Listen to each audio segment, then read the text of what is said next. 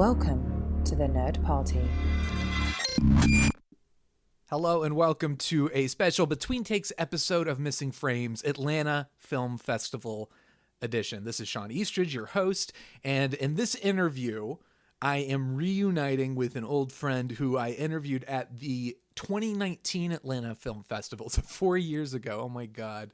I feel like the 2020 and 2021, the COVID years, just disappeared into a black hole and I can't get that time back. But it was great talking to Joel J. Blacker, who I had interviewed about his pilot for a web series called Who You Are in 2019. And this time we talked about his short film, Don't Let Kyle Sit Down, which is very much in the same vein as a comedy, weird, quirky, semi-existential. It's bizarre. I don't know when it will be available online for you to check it out, but when it is, you should. And you can also check out Joel's website, which is just joelblacker.com, JoelBlacker. But Joel is awesome. I literally, like I said, I met him at the 2019 Atlanta Film Festival when he reached out to me, and haven't spoken to him since. So it was really cool to hear from him again and catching up with him. We talk a little bit about what he's been up to the past 4 years, how COVID made everything in the film industry kind of crazy, but it gave him an opportunity to kind of reevaluate where his life was going, what he wanted to do with his career, and really affirmed for him that comedy is his niche. That's where he wants to be in the kinds of movies and projects he wants to be working on. It was great. It was awesome. And again, check out his website, www.joelblacker.com, and you can find a lot of his work there, links to his directing work, his editing work. He also has a production studio or a post-production studio called, let me pull up the name, Sappy Bear. So he and his wife formed this company, and it's kind of really great opportunity for them to do kind of commercial work, which pulls in money and funding for their other creative projects. But again, awesome guy, really, really great to catch up with him. And hopefully I will be talking with him again soon. Not every 4 years. That would be a really cool, like Linklater-esque experiment if I just simply followed up with this person every 4 years or so. But hopefully sooner than that. We'll get him on a Missing Frames episode. But here's the conversation. Hope you enjoy it.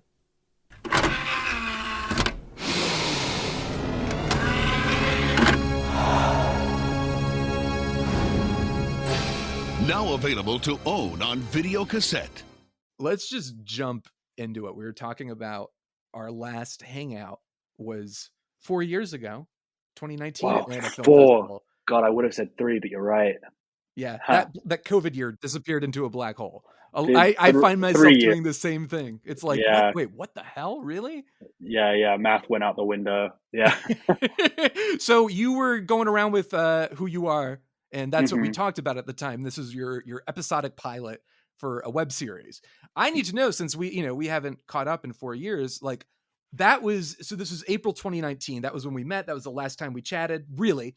And what happened in the wake of the Atlanta Film Festival, and then just go into what you've been doing the past few years, what COVID did to ruin your life as it ruined Yeah, so oh many gosh. lives. Like, let's do it. Like, just Okay. let's do the Cliff Notes version of it. Yeah. Okay. Cliff Notes. Yeah. After we had that festival run in 2019 with Who You Are, Atlanta Film Festival was somewhere around the middle where we met of that festival run. Yeah, it played at like 20 plus festivals. It did a really good job, and the reception to that was really awesome. We linked up and made a deal with Dust, who is like the sci-fi YouTube channel for Gunpowder and Sky. Okay. And yeah, so all the episodes live on YouTube on their channel now, which was awesome because that was like an audience that was like really excited to see the full series. Right.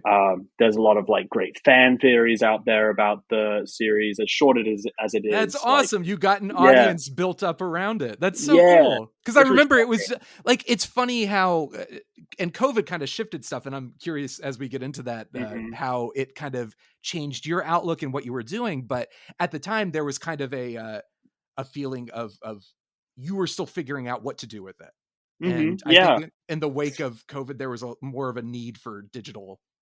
Yeah. I Yeah. I hate mean, saying content, but like digital storytelling, things that could go on streaming services. Do you think that helped, or do you think it was just like you were in the right place at the right time?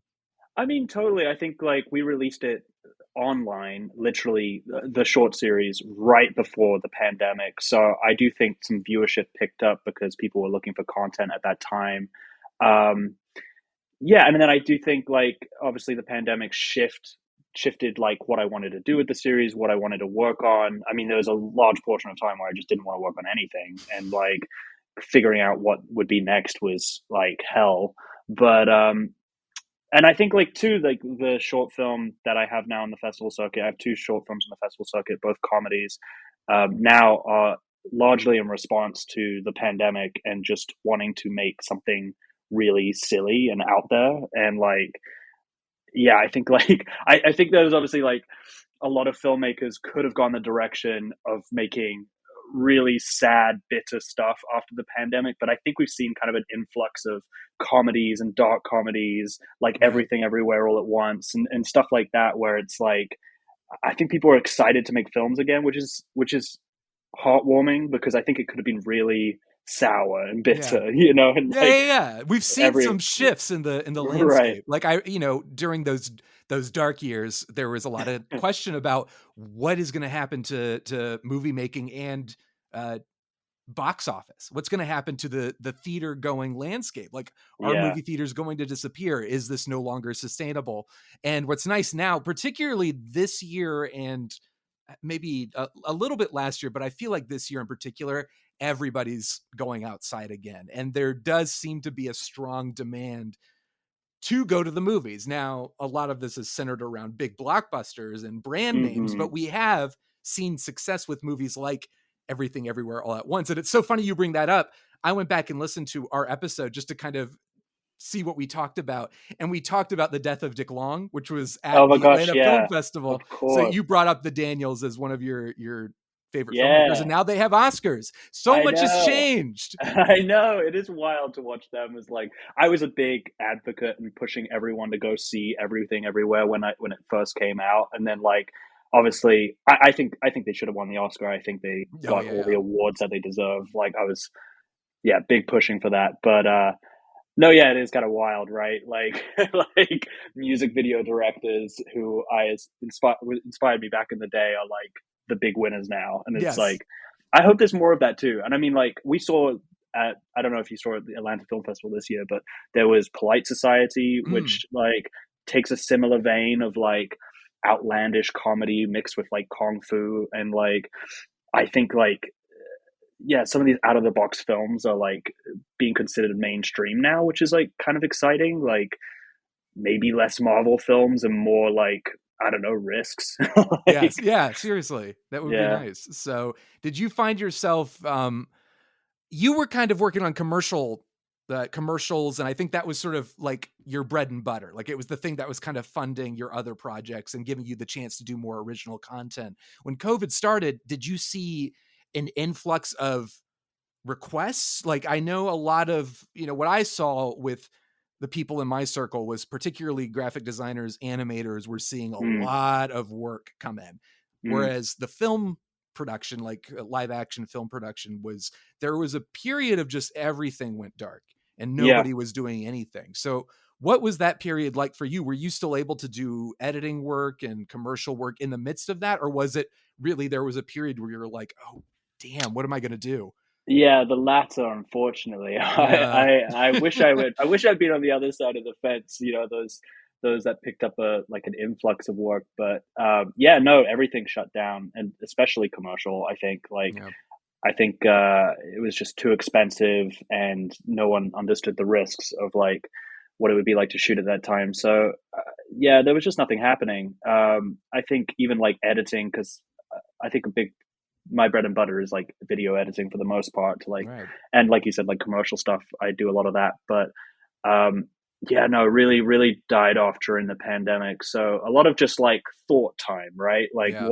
Like what would the industry look like coming out of the pandemic? Will there be a coming out of the pandemic? And like, and also like allowed a lot of like myself and other filmmakers I know like the time to be like, well, what kind of content are we making and what Yeah. do we want to be making, And I think like there was a moment where I was like, I'm gonna get super serious, Right. and then very quickly I was like, yeah, no, I need something that makes me laugh. I miss Yes. being on set, and I miss just having like a fun time and like watching stuff that's just fun. And like I think it's funny we spoke about Cronenberg and Videodrome last Yes. time, and Yeah. I still haven't watched that to this day. Like, because I put it on my list after our conversation. I was like, yeah, I really got to watch that movie. But then I think when the pandemic came around, like dark stuff, Oh yeah. I didn't want to Yeah. watch. I I was totally like, get it. I totally get it. a lot of rom-coms, a lot, which I think is like inspired a lot of like work coming up for me, where I'm like, I want to make something, I don't know, in that rom-com vein and just like silly stuff to me. Yes. But um, yeah, no, I did see though the Alamo is hosting a Videodrome screening in town here soon, and I was like, okay, Tempting. I Tempting. now is the time. I Yes, gotta I do it. gotta do it. Please do it. I haven't watched it since I first watched it, which was about 4 years ago when we met. But were you doing writing? Were you talking with other your collaborators about like, Uh-huh. okay, here's what we're going to do? Like, were you that period of reflection? What were you really, really thinking about? Yeah, I've been writing a ton. I will say, like, I'm ADHD and I'm like all over the map, and the Oh yeah. pandemic was not helpful for that. In that, like, like having all that free time open up and endless possibilities, you're suddenly Yeah, like, you think to yourself, "Well, great, I finally have the time to yeah, concentrate and like get down to business." And yeah, then not at all. Not at all. The more yeah, free time you have, ironically, uh yeah. that's the more time to procrastinate until you're basically like at the end of your day on your couch. What did And I the do? existential crisis of it all being like Right. every project you're like, this could be a fun idea, and you're like, well, is anyone gonna ever see this? I don't know. Right.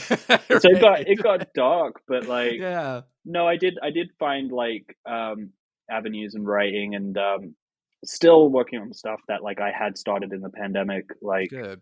specifically like a feature film that I want to make at some point, which is like a dark comedy about um white fragility, specifically in the like non-profit sphere. And Right. I wanted to kind of like get back to doing satire, and Yeah. like I find satire is still like healing. I think like other people argue with me that it's not, but I don't know. I like making fun of the problems I think because so like we're too. always gonna have I problems. think we need to. I think Yeah. sometimes you need to face them head on because otherwise, ironically, and this is what art is great at, is it gives us a chance to see these things and hone in on these things in Hell ways yeah. we wouldn't in regular life. And satire in Yeah. particular, you can address these things in a way that maybe people are uncomfortable addressing head on just by Yeah. kind of going around using comedy in the same way Star Trek got away with a ton of shit because they were a sci-fi show. They could discuss issues like racism and things and get through the censors.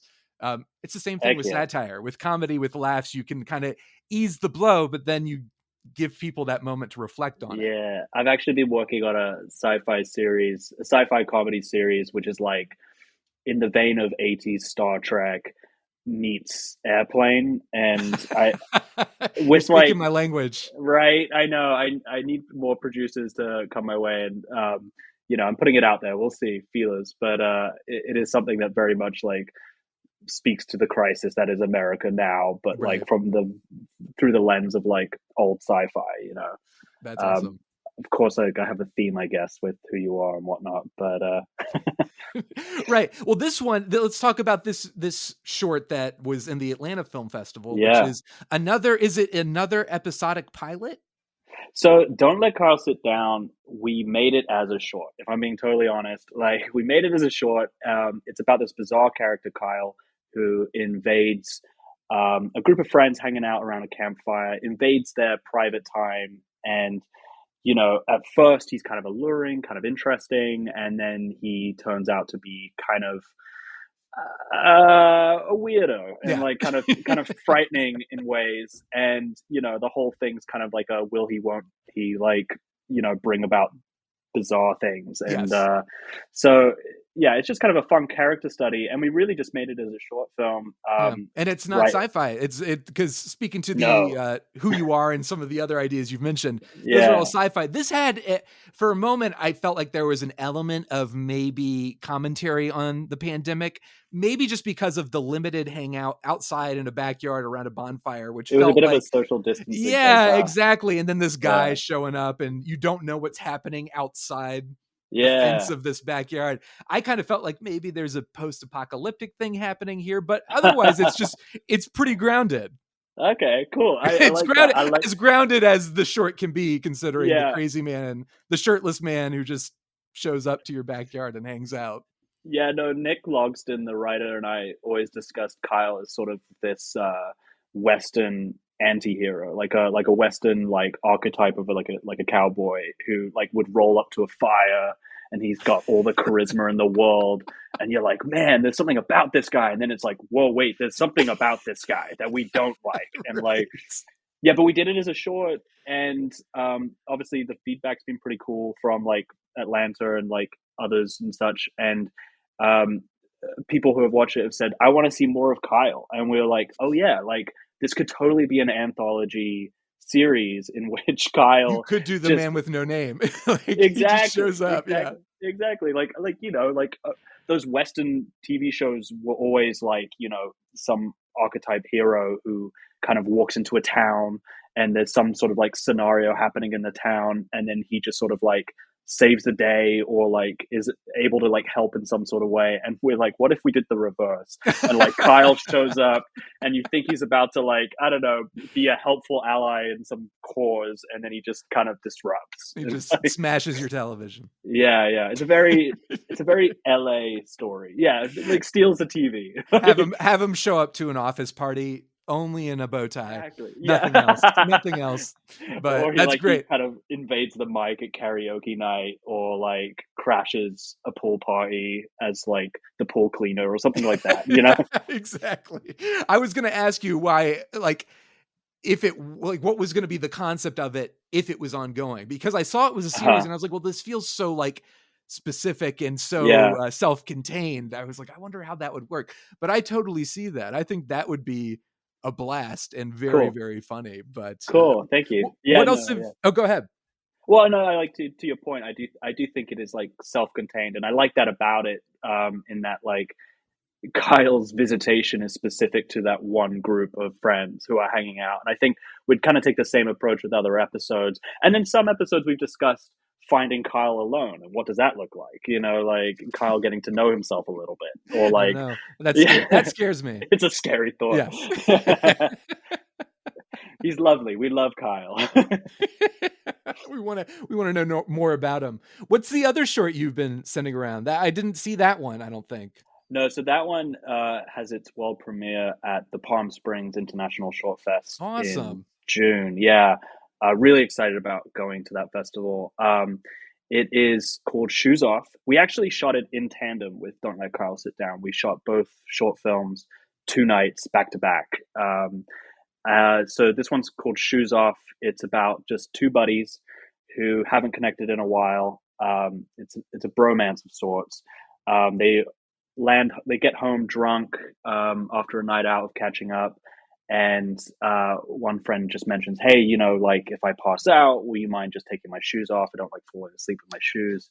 And his buddy's like, of course, but you know, man, I love you. I'll anything for you, you know. And when his buddy eventually passes out, you know, he follows through, takes his shoes off, but then he takes his socks off and he takes his shirt off, and we start to wonder what is going on. And like, you know, he starts brushing his friend's teeth, giving him a quick shower, quick rinse, and it just kind of escalates in a Right. really weird way. And I don't want to give away the ending, but Sure, please don't. yeah, it's a very At some point, I self-contained. hope I will be able to watch this, whether through your website or somewhere else. Absolutely. I mean, we want to have like a really good like online release for it, and yeah, I should put up a trailer on my website or something so people can find it. But no, yeah, we're excited about that one too. Again, like a very bizarre, weird comedy, and like I think that's just more or less like where I've been excited to journey lately, because you know things have felt pretty dark. You know? Yes, yeah. Yeah.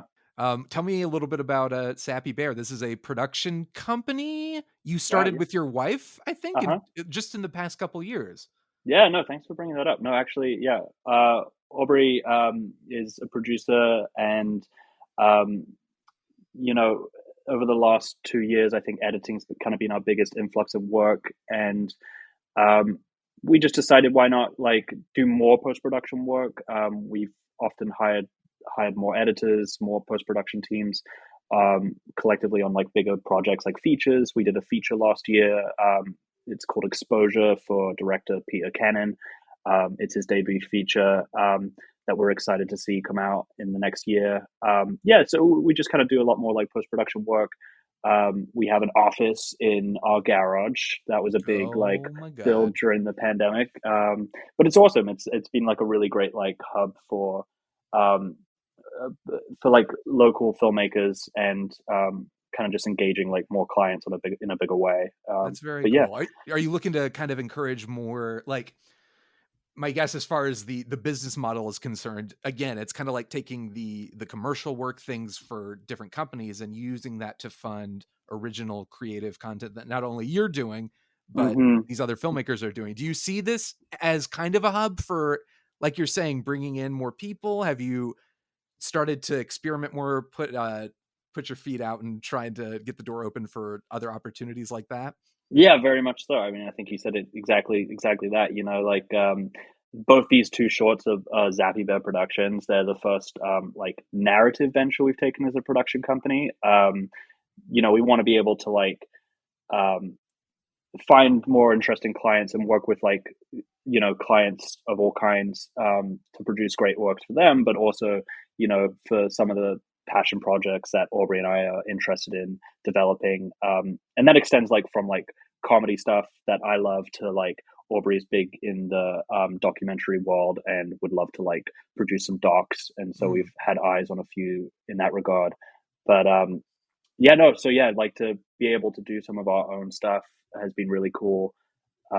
We have a music video coming out in the next week or so, and excited about that. Yeah, Yeah. just a few little things here and there, like What are the keeping some eyes on challenges you've been running into with that? Just in terms as a of, production company. yeah. Well, this year specifically has been interesting for the industry. I feel like it's kind of slowed down. Um, I think the writers' strike and the talk of the writers' strike Oh obviously kicked yeah. off yesterday, but I think leading up to the writers' strike, work has been uh, surprisingly slow for everyone in LA. Um, maybe for a good reason. I mean, I support the writers' strike. I'm excited to see like the outcome of that, and Mm. but I think difficulties for us. I mean, have you ever worked with your wife? Like I mean, we we just had a kid. That's like the worst. The worst. That sounds terrible. If my son ever listens to this Hey, you someday, I said it. It's love you. recorded. You're the best. No, it really is like, I think that was I met my wife at work, funnily enough, at we were working at the same company, but that was probably the most intense working relationship we had, is raising our our newborn. People That's the don't closest I can understand. get to Yeah, that. I mean, no, yeah, it's she's far more talented and smarter than I am. So like working out like where I got to check my ego and like she's a better boss sometimes. Mm. It's just yeah, having working with your spouse is something else, and it's great. It's honestly like far more fulfilling, and so yeah, would love to. I'm hoping like we get a lot more projects this year and get to produce some more stuff together. But yeah. Awesome. Last time I talked with you, I asked about kind of advice for people who want to get started in the industry. How do you feel now? Like 4 years have passed and there's been a lot that's happened, but what are you thinking now? The vibe I get just from people I've talked to who are doing this independently is stop waiting for permission, just go and do it. Huh. Yeah, I mean, I think I'm trying to think back to what I probably said. If I probably said You said if something along those lines, like you were kind of like, it's great to, you'll I, find that you have people around you who want to help, so yeah, take advantage. I think like maybe I said this prior and I'll say it again. It's like finding what makes you happy and what you're Yeah. excited about making. Yes. I think You I think said a lot that, of yeah, that was something you said as well, is like, don't try mm, not to focus on the trends around you. Focus on yeah. what really speaks to you. I mean, and this year's like we've been saying speaks to it. Like what's winning the Oscars is like no one's seen a movie like Everything Everywhere before, Right. and it's like I think I think yeah, everyone if you're looking at what's popular, you're kind of not going to find your own voice, and Mm. it's like you kind of have to get out of that headset. It's so hard, obviously, like because there's so many talented filmmakers out there, and you watch and you're like, man, I'll never be able to do something like that. Yeah. And likely you won't. Likely you'll have your own specific like voice, and it's like finding that and honing that, like whatever that might be. And like I think the more you try to like mirror other filmmakers, the likelihood is you're not going to accomplish Yeah. anything. Yeah, and it's And then anything. you're essentially beating yourself up trying to quote unquote make it, but then the Mm, thing that you're making that you don't like making is going to waste all that time and energy and won't get you anywhere. Versus, well, gosh, like, hey, yeah, if you have something you're proud of that you really put your heart and soul into it, sure, it'd be nice to see that go far, but yeah, ultimately you want something that you can be proud of showing somebody. And yeah, especially if you get the opportunity, it's like, what's your calling card going to be? This kind of formless, shapeless thing with no identity or personality, or the thing where if you get the chance to show Mr. Spielberg, who's interested in producing your film, something that yeah. represents you, is it going to be that original idea? You want it to be that. Hell yeah. And I think like taking like a little bit like I don't know if this is darker, but I think like the pandemic has kind of changed the film industry, and now AI is changing the film industry Yeah. in a way where I think it's like important not to for new people like heading into the industry. It's not to I think it's important not to put it all into the industry. I think it's like be versatile, be willing, I don't know, be unique in that like have other interests. I feel like Yeah. what I found was like I was like, oh wow, I can only do film, I only know film, I spend all my time doing film. And it's like I started like I mean you see there's like plants in here, like I started like gardening, I got plant crazy. And obviously like that was a huge joke during the pandemic, but it just did open my eyes to like I can have other interests, and I Yeah. think that will speak loudly into my filmmaking. And you start to see it. You start to see like the most creative stories is like people that like come from other walks of life, and they like are interested in like dabbling in film. Anyone can do it. I think anyone can figure out how to make a film. And I think you know if you're going into the film industry being like, well, this is my all, like it's kind of dangerous. Yeah. And You're gonna crash and burn real hard if you it turns will. out that things And aren't also going like well.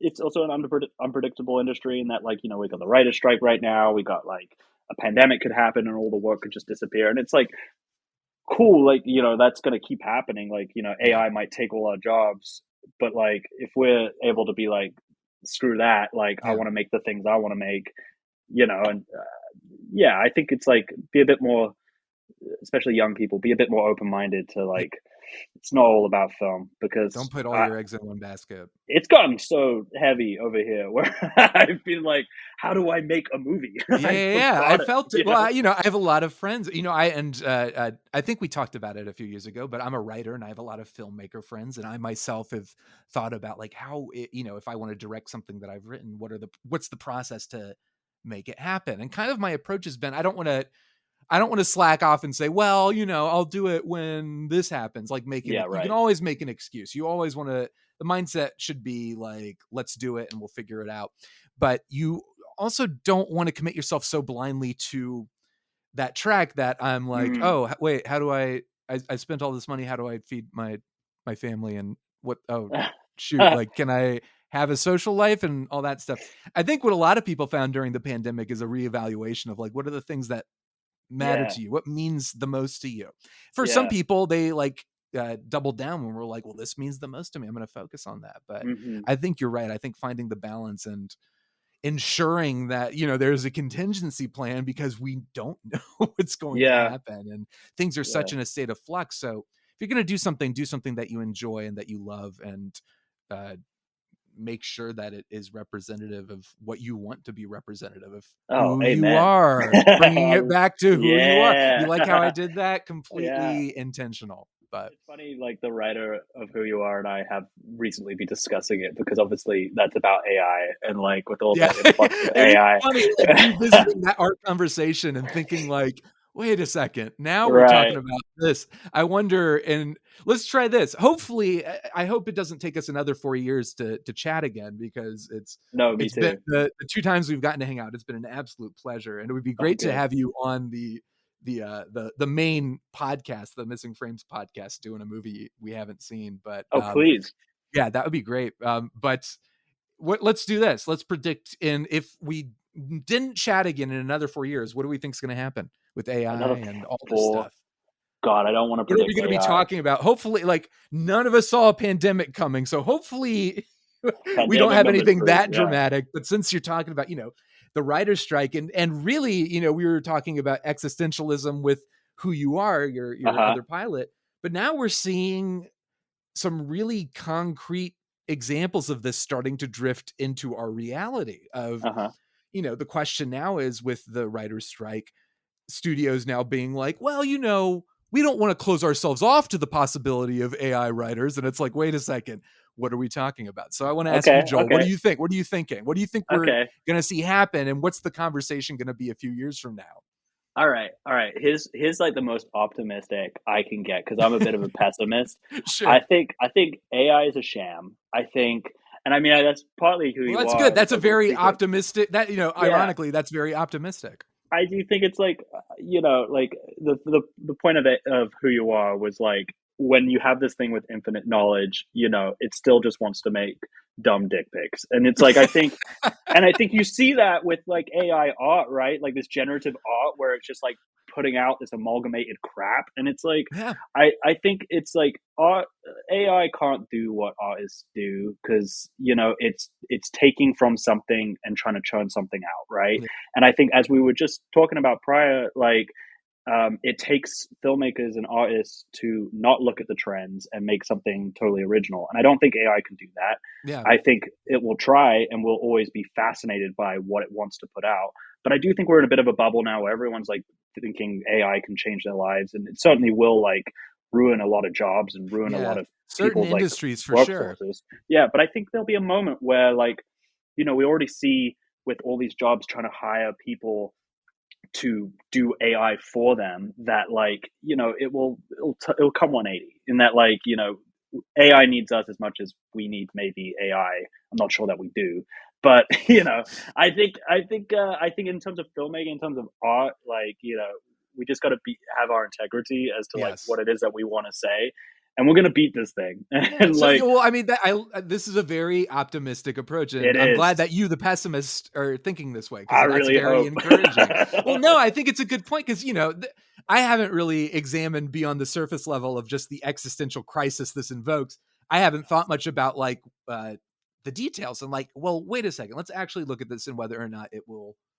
Is it something that could happen? And to your point, I completely agree, but I think you articulated it better than I have so far, which is like, well, AI is going to be able to cobble together something that is essentially cliched, and this a Yeah. similar, kind of, no offense to all there are plenty of great Marvel movies out there, but certainly I've felt in recent years that's an algorithm that has been created that people can just punch in. All right, we want this to fight this, and put a joke Yeah. here, and boom. And some We're studio exec's gonna do it, especially like with yes, like, so with all the exactly. writers, with the writer's strike and stuff like that, studio execs are gonna be like, well, we can do it without you. We have Yeah, AI.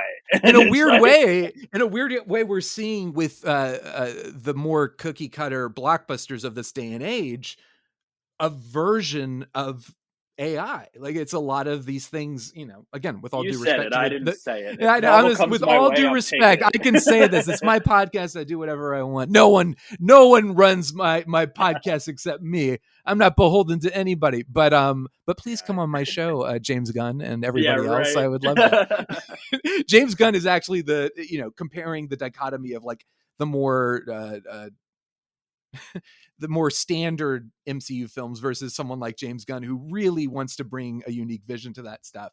We could argue that He's we're a genius. seeing, yeah, we could argue that we're seeing the first phase of something a little bit more AI generated, with those big blockbusters that feel a little more soulless, and things like that. And to your point, this is the thing that I hadn't really thought about, but you're absolutely right. It's the comparison of like, are you doing something to fit the mold, which is something I think AI would have to do, because you're saying you need to do this, this, and this without the spontaneity of human thought and creativity. And Exactly. I think we've seen I haven't seen an AI be funny yet. I have not yeah, seen an AI be funny. right. Yet. Well, I mean, like, I try saw an tell a AI, joke. I saw an AI funny in your film, but otherwise, you know, Thanks. not in real life so far. But to your point, I think it's going to encourage more creativity, and hopefully, we'll see a shift away. Again, I love my big blockbusters. I want to see them. I'm excited for James Gunn's Superman. You know, I there are things I can get excited about as far as these big franchises go. But maybe we will see in just a rush of creative original voices starting to really fight for that creativity, and proving like, no, this is what you can get from us that you can't get from these Yeah. bigger films or the Pay AI. writers more money. Yeah. Pay writers a living wage. Yeah, I mean, it's that That's it's what that Will simple. said. Considering Yeah. the billions of dollars that are going into the industry, it's insane. But yeah, absolutely. I think Yeah. this is good. I'm glad I feel a little bit better now. I feel a little bit better about this. I don't know, man. I say all this, but I'm still scared. I mean, it's something worth being scared about. It, you know, it's healthy to be a little scared. You don't want to be blindly optimistic and say everything's going to work out, because there is a conversation where it is not so much, and AI is suddenly able to churn out sitcoms and the things that are a little bit more, I think, steady pay for certain writers in the industry who get that steady job from the TV shows and being in writers' rooms on series and things like that. You know, there is a scary conversation there, but I think if COVID taught us anything, it's not to focus on the negative. Focus on the positive. Start your own production company like you're doing, and start Hell yeah. figuring out ways to make original stuff that will be shown at festivals and get purchased by streaming sites and stuff where you can put it out there. There we go. Let's go. Well said. Let's make it happen. I'm here for that. Let's do it. Let's do it. Well, I'll ask you a couple more questions. First of all, we already talked about Videodrome, still needing to see that. Is there anything else that's been on your mind that you want to see? Just in the vibe of Missing Frames, we're watching all the movies we should have seen by this point in our lives. I haven't seen some early, like, I was a big fan of Triangle of Sadness last year. Satire. I just love watching rich people throw up. I thought that was hilarious. Yes. Yeah, some of Ostland's like early work, or some of your Lanthimos's like Yorgos Lanthimos's early work. I don't think I've ever seen Dogtooth. No, I haven't either. Which is like, you know, a mind trip. But coming out, I'm excited about Beau is Afraid.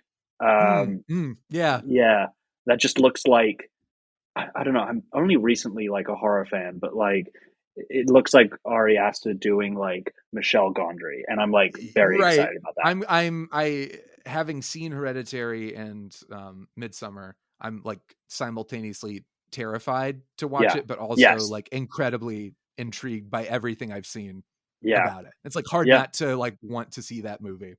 Yeah, no, it's like he just does like a psychological horror differently, you know, where it's like, I'm scared because I'm thinking about things. Yeah. It's like the pit of your stomach fear. Like it's like oh, you really feel it. It's but not shock horror, right? Exactly. It's uncomfortable, and I love it. It is. Yeah. All right. That's good answer. I need to see that. I've been doing really bad with new movies lately, and since COVID, it's just been COVID and then having a kid, and then there's no movie theaters around me. It's awful. Like there's one that's all right, but nothing like what I had in Atlanta when I was living in that area. So I'm hoping we'll get some more out here. It's a lot of stuff that shoots out here, and we've got a big film studio here. So maybe in the next couple of years, we'll start to see that, and I'll have less of an excuse not to see all these new movies.